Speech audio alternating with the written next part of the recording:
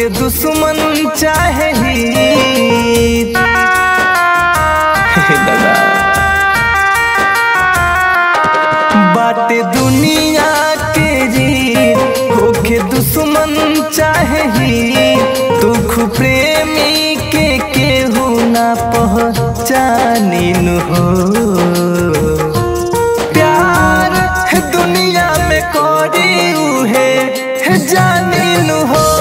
प्यार दुनिया में करी उहे जानिन हो।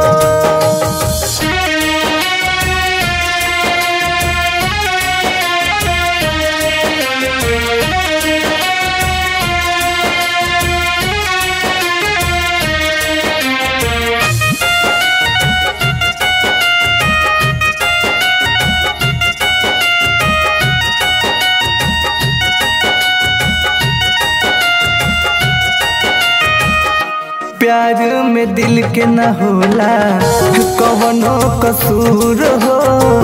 फिर भी दिल टूट के सजा भुगतेला जरूर हो।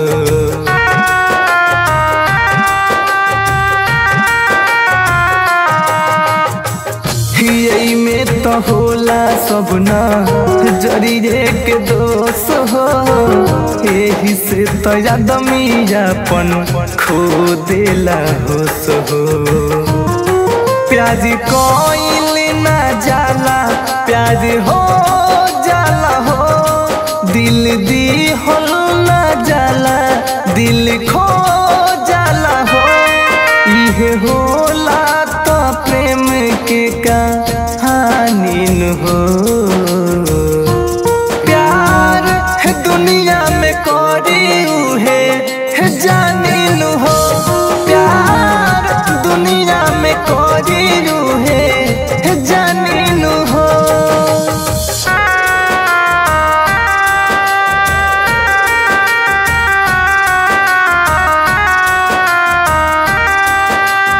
Music director SK. सुंदर।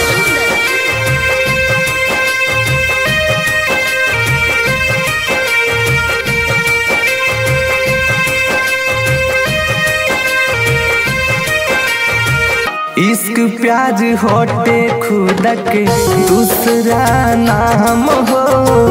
मोगल गवा समझे करा के बदनाम हो।